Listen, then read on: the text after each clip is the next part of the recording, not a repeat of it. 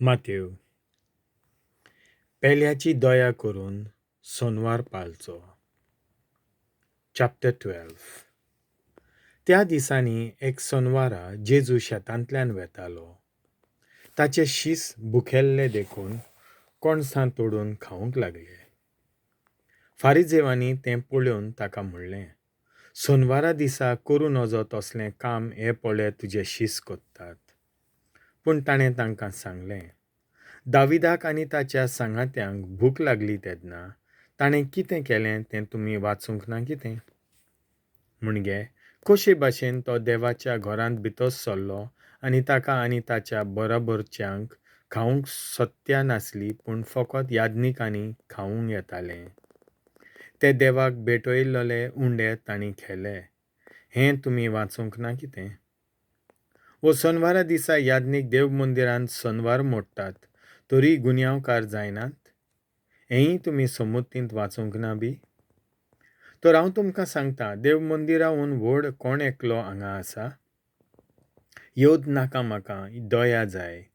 ह्या उतरांचो अर्थ तुमी जाणो आसल्यात जाल्यार केन्नाच निरपराधी मनशांक तुमी गुन्यांवकार करचे नासल्यात.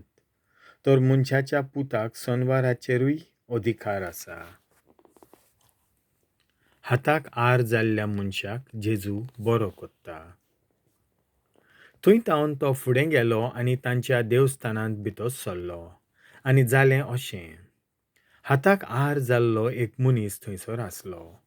जेजूचेर कसलोय एक गुन्यांव घालूंक मेळत काय म्हूण पळोवंक तांणी ताचे कडेन विचारलें, सोनवारा दिसा कोणाक बरो करूं येता? ताणें तांकां सांगलें, तुमचे भितर कोण एका मनशा कडेन एक शेळी आसत आनी ती सोनवारा दिसा खोंडींत पडली जाल्यार तो तिका धरून भायर काडचो ना काय? शेळये परस मनीस कितलो म्हूण व्हरतो. म्हणटच सोनवारा दिसा बरें करूं येता अशें जालें. मागीर ताणें त्या मनशाक म्हणलें, तुजो हात सोड. आनी ताणें तो सोडलो आनी ताच्या दुसऱ्या हाता भाशेन तो आदीं आसलो तसो सारको बरो जालो. हें पळोवन फारिजेव थंयसरले भायर सरले आनी जेजूचो घात कसो घेवचो ते विशीं गुडमेल करूंक लागले. देवान विंचून काडलोलो सेवक. पूण तें समजून तो थंयसरलो कोड सरलो. जायतीं जाणां ताचे फाटल्यान गेलीं आनी तांकां सगल्यांक ताणें बरीं केलीं. पूण आपणाक परगट करिनाकात म्हूण ताणें तांकां शिडकायलीं. इजायास प्रवाद्यान सांगलोलें तें अशें खरें जालें.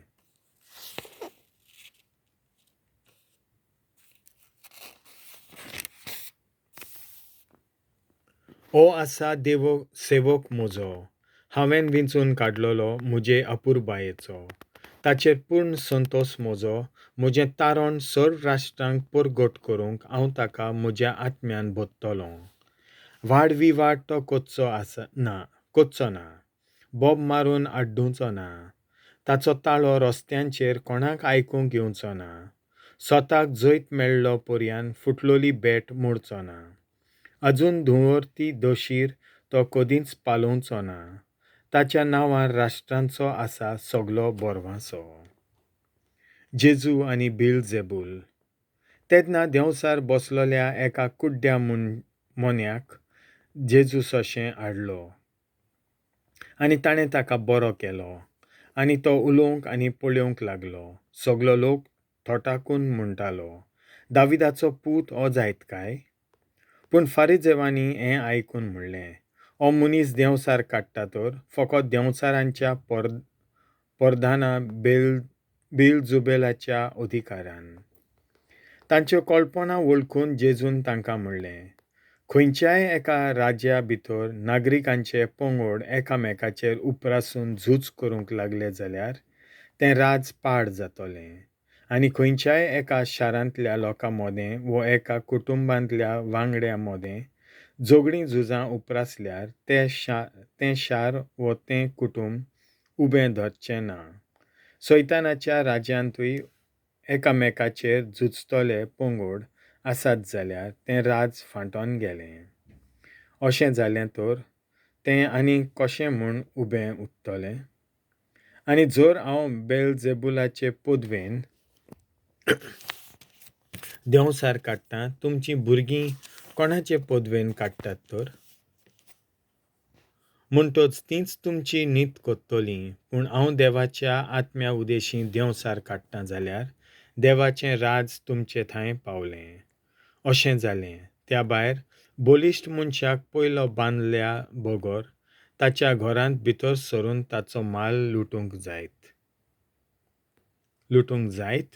ताका बांदल्यार मात ताचें घर लुटूंक जाता म्हज्या भागानांत ती म्हजेर आड म्हज्या भागानांत ती म्हजे आड आनी म्हजे बरोबर पुंजायनांत ती शिंपडायतात देखून हांव तुमकां सांगतां सगलीं पातकां आनी देवनिंदा देव मनशांक बक्षितलो पूण आत्म्याचेर केल्ली देवनिंदा देव बक्षिचो ना आनी कोणूय मनशाच्या पुताचेर वायट उलयतीत जाल्यार तांकां देवाचें बोगसणें आसतलें पूण कोण पवित्र आत्म्याचेर आड उलयतीत जाल्यार तांकां बोगसणें आसचें ना जावं आतांच्या जावं फुडल्या युगांत झाड आनी फळां झाड बरें कोत्तात आनी ताचीं फळां बरीं जातलीं झाड वायट कोत्तात आनी ताचीं फळां वायट जातलीं कित्याक फळां प्रमाणें झाड वळखूंक मेळटा फुरशांच्या पिल्ल्यानो तुमी वायट जावन तुमच्यान बरें उलोवंक कशें जातलें काळजांतलें भरोन वता तेंच तोंडांतल्या उतरांनी व्हांवता बरीं मनशां आपल्या बऱ्या बांदारांतलें बरें काडटात वायट मनशां आपल्या वायट बांदारांतलें वायट काडटात देखून हांव तुमकां सांगतां मनशाच्या तोंडांतलें भायर सरता त्या दर एका सापसुब्या उतराचो जट्टेच्या दिसा हिशोब दिवचो पडटलो तुज्याच उतरांनी तूं निरअपराधी म्हूण रुजू जातलें आनी तुज्याच उतरांनी तूं अपराधी म्हूण तुजेर शिक्षेचें फर्मोण पडटलें खोटी पिणकां खुणां मागता तेन्ना धर्मशास्त्र्यां आनी फारिजेवांतल्या कांय जाणांनी ताचे कडेन उलोवन म्हणलें गुरुजी तुजे कडली आमकां एक खुणां पळोवंक जाय ताणें अशी जाप दिली ही आतांची खोटी आनी घातकी पिणकां एक खुणां सोदता पूण जोनास प्रवाद्याची खुणां काडून देव तिका दुसरी खुणां दिवचो ना म्हणजे जसो जोनास 3 दीस आनी 3 राती तीव माशेच्या पोटांत आसलो तसोच मनशाचो पूत 3 दीस आनी 3 राती जमनीच्या पोटांत आसतलो जट्टेच्या दिसा निनेवेचो लोक हे पिणके बरोबर उबो जातलो आनी तिचो गुन्यांव दाखोवन दितलो कित्याक जोनासाचें प्रवचन आयकून ताणें आपलें जिवीत बदल्लें आनी पळयात जोनासा परस व्हरतो हांगा आसा एकलो जट्टेच्या दिसा दखिणेची राणी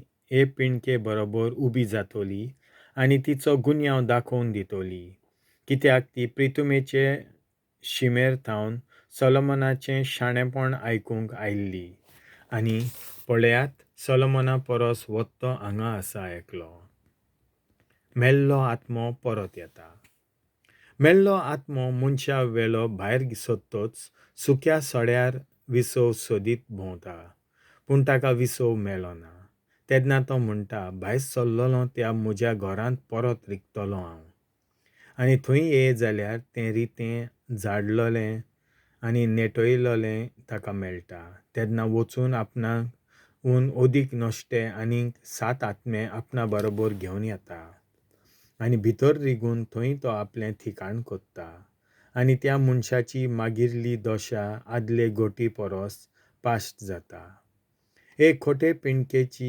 पिणकेकूय तशेंच घडटलें जेजूची आवय भाव आनी भयण कोण अशें तो लोकां कडेन उलयता थंयच आसतना अवचीत ताची आवय आनी ताची भाव भयण पावून सरलीं आनी भायर उबी रावन ताचे कडेन उलोवंक सोदतालीं पूण आपणाक ती खबर दितल्या लागीं उलोवन जेजून म्हणलें म्हजी आवय कोण म्हजी भाव भयण कोण आनी आपल्या शिसांक हात दाखोवन ताणें म्हणलें हीं आसात म्हजी आवय आनी म्हजी भाव भयण कारण स्वर्गार आसत्या म्हज्या बापायची खुशी कोत्तात तितलीं म्हजो भाव म्हजी भयण आनी म्हजी आवय